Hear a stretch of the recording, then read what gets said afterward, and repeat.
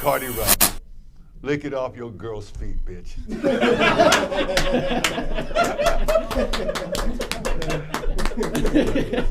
Who do I bring on? Bryan Callen. Oh, wonderful. Oh, he's here. Hey, good. Hey, Bryan, how are you doing, buddy? Well, let me do it right for you. Coming to the stage right now, you know him from ABC's series Schooled.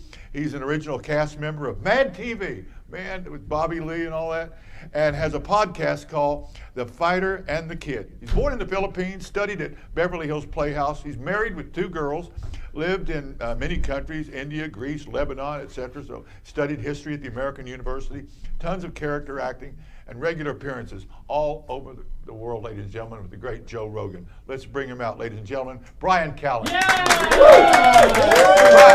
Nice to see you, man. Nice to see you. Some beautiful blue eyes. Thank you, buddy. Beautiful blue eyes, and I like the way you say skewed. Skewed. Yeah, so how you doing? I'm great, buddy. Good to hear. I get paid for what I love to do. Yeah. And I'm almost 6 feet tall, so, so I got that going for me. I got a long torso, but short legs. Well, what do you talk about on stage? What do you like to talk about? I like to talk about my last special, Complicated Apes, was an argument for treating our fellow human beings as verbs, sinners and saints and everything in between. Yeah. Multi-layered, multi-dimensional, ever-changing, full of potential apes is what human beings are. Yeah. And instead, we live in a world and a public square that treats people like nouns. Yeah. We find one thing you did, you screwed up one time, a tweet, a picture you took, and we say, that's who you are forever, and you're dismissed. You've been assassinated. Yeah. And I don't believe in that. I don't like words like that. I don't like using words like white and black and Asian and all these words that mean nothing because individuals are way too complicated. Yeah. So but the public square seems to like to turn people into nouns. You're a racist, you're a homophobe, you're a transsexual, you're straight, you're gay, you're a right-wing a-hole, you're a left-wing pussy.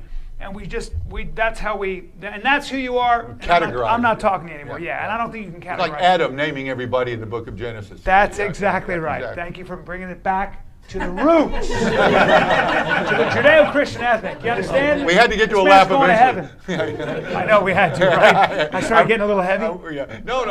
You just said right-wing a-hole, and I go and get a little guilty here. No. I'm not saying.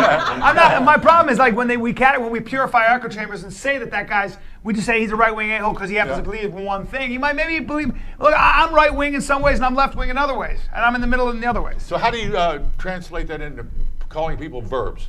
Well, I mean, without going into my act, I mean, the idea Go is, ahead. I think that we are, I mean, one of my jokes is, you're allowed to be into being tied up sometimes and still, you're allowed to be a feminist and still enjoy being tied up sometimes. Really? You're allowed to be into sexual slavery at night and still march for equality during the day.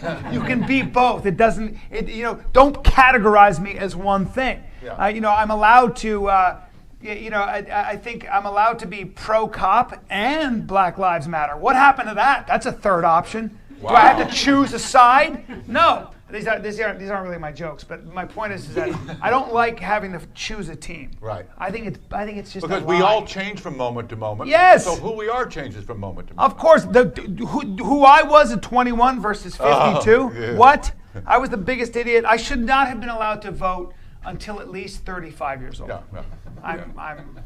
I'm finally figuring it out. Finally, barely. Yeah. And I'm not kidding. So, come on. Who I was at 21. I don't even know that guy. I wouldn't talk to that guy. I might punch that guy in the face.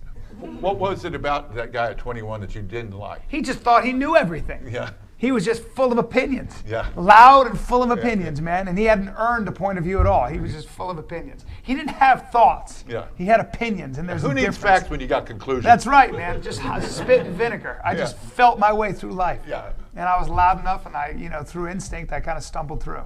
Yeah. And here I am, an international movie star, you guys. All right, maybe a TV star. I do small parts in movies. So tell me about Schooled. Schooled is the spin-off of a show I did for 5 years called The Goldbergs. Yeah. I played Coach Meller, and that's a former Marine who's now a gym teacher. I basically play my dad. Yeah. He wears those tight shorts. Oh no. Always tucks his shirt in. Oh, no. He's buttoned down. Believes in push-ups, God, guts, guns, and I think beet juice, because it's good. Kind of regulate his blood pressure. Damn right, brother. Damn right. And protein powder. And, I just basically play my dad. Yeah. So, and then that turned into the spin-off of Schooled. So, and what season is it?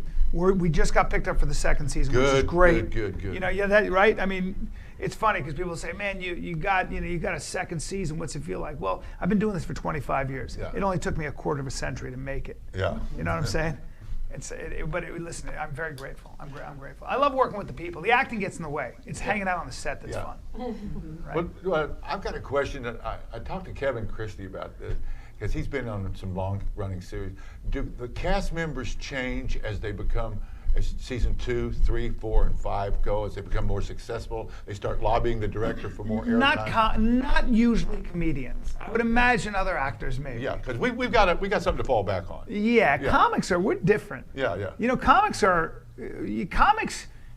somehow it's not unusual to see a comic who's friends with a Navy SEAL, a criminal, a porn star, and That was my drug dealer's dining room table every night. It's true, brother. I know. The Navy SEAL sold it. We're all degenerates. Yeah, exactly. And it's a beautiful fraternity because people really don't understand us. And we operate on a frequency that most people, because it's all comedy, right? We just sit around.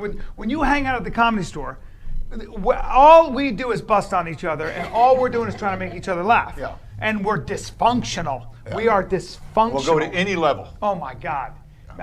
Keep it all away from me. Otherwise, I'm way more sinner than I am saint. I'll tell you that. I really am. And so are all my friends. I believe that if I don't sin, Jesus died for nothing. Yeah. Hey, man, I thought about this, and you're right. I thought my daughter, there isn't a friend I have, and I'm talking about my inner circle, my close friends. Yeah. I wouldn't set, these are my brothers. These are people I'd go the extra mile for. I wouldn't set one of those guys up with my daughter. Not one of them. And or my sister. How old is your daughter? Well, she's too young right now. She's only 11. Oh, yeah. So enjoy while you can. Yeah, it'd be illegal. Is she already a know-it-all tweener, though? Yeah, she rolls her eyes at me. She's already over me. She is. Oh, that hurts. I went to her school for career day, and some of the kids recognized me. She thought that was a big deal. That lasted 24 hours. Yeah. For real. Her favorite thing is Dad, and my son's a criminal. Oh, good. He's like 7 years old. He goes to the playground looking to form alliances. He's territorial. Get off the playground.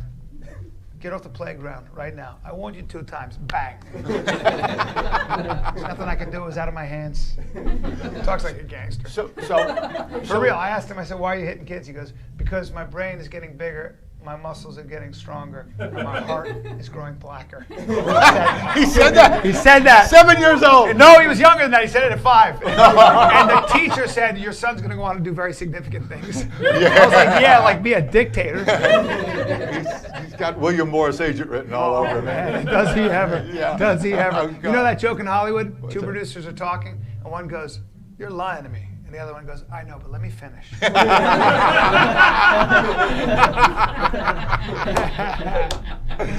So we were back at the difference between the actors you hang out with and I don't the hang out comics with you- actors. All right. I hate to say it. Well, the point I'm getting at is that Kevin Christie told me that at year 3 and year 4, when they start making the real money and they see, well, maybe year 5, year 6, we might get cancel stuff. Yeah. They start lobbying the director for more camera airtime, meteor roles. They go to the writers. That's fear.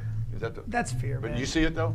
I see it, but that a lot of times. So the great thing about being a stand-up comic and having a podcast is I don't have to rely on acting. Yeah.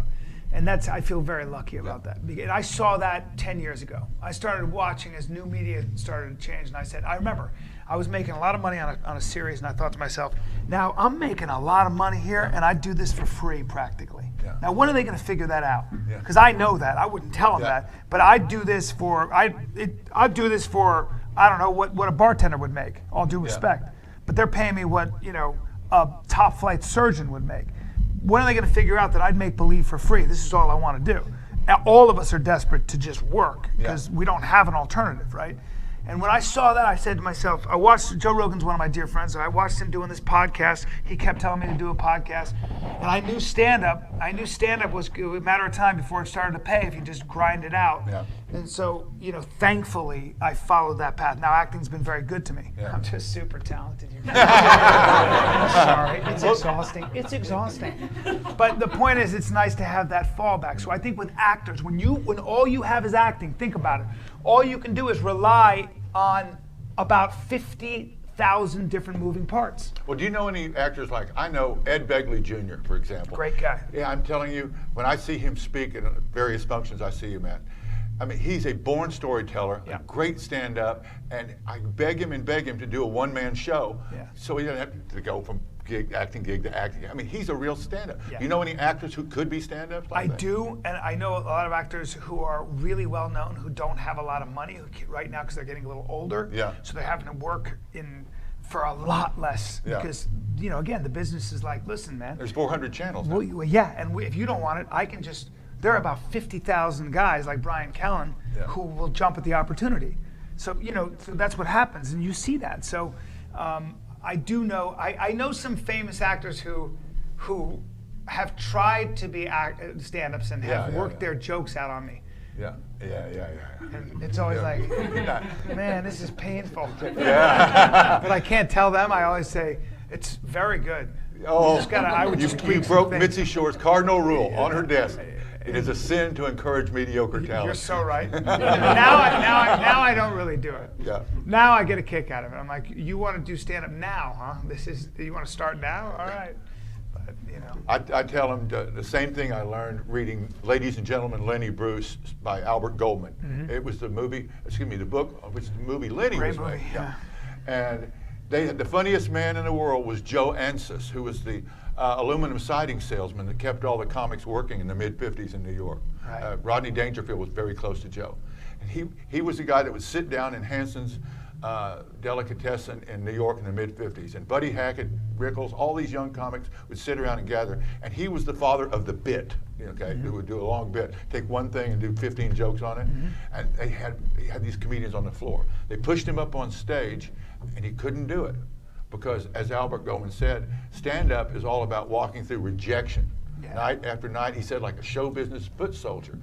You and I learned to bomb until we bomb-proof. That's what it was. It's like Marine basic training, you've got to walk through it. And no actor is going to come in and say, I'll do that. No, and that's so true, man. The only way out is through. Exactly. You know what I mean? Yeah. People say, when you have a bad night, I'm like, I don't have bad nights. Don't ever ask me that again. It doesn't happen to me. I got a bag of tricks. I got a chest full of tricks, man. There's no such thing as a bad night for me. Right.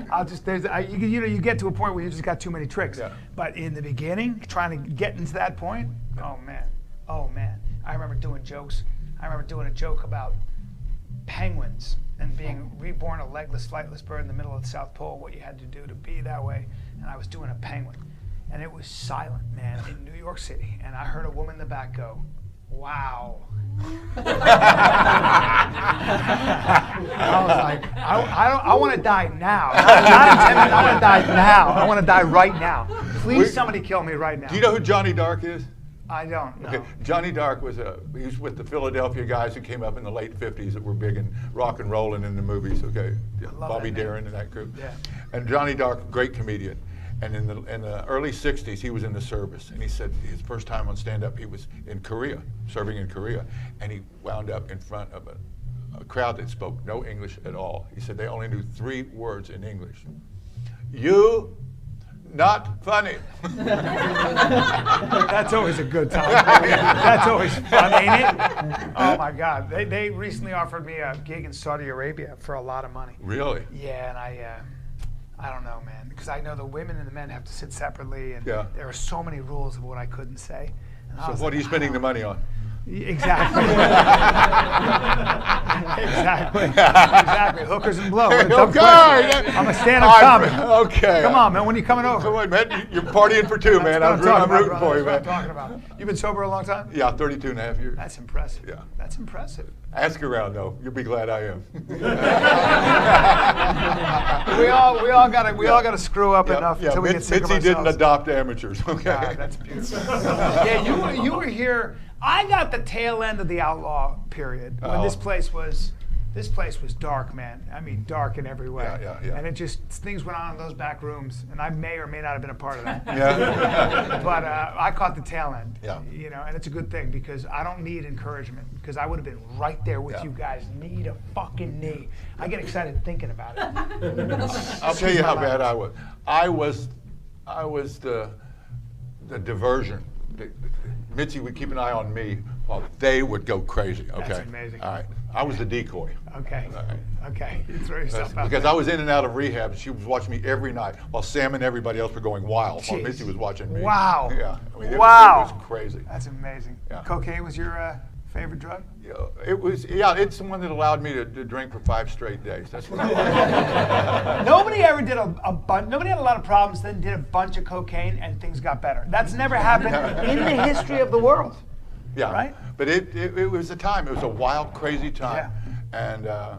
And millennials, they say they're a great young, straight, striving generation, but they get all the cocaine jokes. Listen, cocaine is the easiest thing to find anywhere. Yeah. I get such a kick out of the war on drugs. How's that going? Besides incarcerating 1,000 people, I can get drugs anytime I want. I can throw a stick right now. And I'm not even a drug guy. So what are we doing? You know, make it legal. Well, I think we solved won't a be lot of happy. problems. We won't be happy till Coca-Cola's back to the original formula. That's speaking my language. Take an aspirin and a Coke and you get a nice high. That's what I heard. So tell me, what's next for you? What's the name of your podcast? Tell me about the podcast. Podcast is called The Fighter and the Kid. Seems to be a big old thing. I do it with Brendan Schaub, who's also a comic here. He used to be a UFC fighter. Yeah. So that just caught fire, man, and it's been growing ever since. So it's exciting. How many is it hits you get? Is that what? Yeah, we do well. Yeah. We just got our numbers, so it's So you sell ads on it and everything. Yeah. So you're making real money. Then. Let's put it this way: I'm doing my TV show and I'm taking a pay cut because I can't do as much stand-up and podcasts. And I never thought I'd say that. I mean, it's an obnoxious thing to say, but I enjoy it. That's what Mike Binder told me, to stick to this, and when we run up the numbers, we'll all be glad. Well, that's kind of what happens. This is the new media, you know, and I like this format. This is pretty cool. It's so different because about the year you were born, let's say 1973, 1967. I'm 52. Okay. When you were 6, 7 years old, I'll just for our younger viewers, I'll let you know that 3 Network Television. If you ever watched the movie Network, okay, the movie Network covers that era, 1975. And when he was 6, 7 years old, a national debate broke out over whether or not the 4th or 5th lead on the Mary Tyler Moore Show should have Georgette as a girlfriend. Okay. That 4th or 5th lead, should they add her to the cast? So a girl with a girl, was that? Yeah, exactly. Oh wow. So a lesbian relationship or a gay relationship? No, should Ted Baxter, the anchor, have a girlfriend? Oh, I got you. I'm telling you. That the country was so fixed on those 3 networks. Because of the morality behind it, or? No, it's because there was nothing else to do but watch 3 network television. I got you. And then the Comedy Store came along and gave baby boomers an option. You know? Yeah. That's very interesting because I remember when the whole Who Shot JR, it was the biggest thing. Yeah. You know, now my show, which does very well in the ratings, I think probably gets something like 6 million viewers. Yeah. I mean, that would get you canceled like that. Get back in the 13 million. I did a TV show that got 13.5 million views, and we got canceled. We were laughed off the network. 13.5. That was a joke.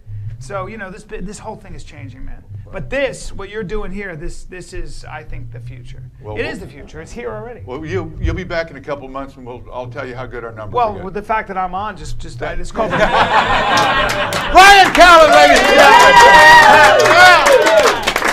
All right, fantastic, Bryan. You're great.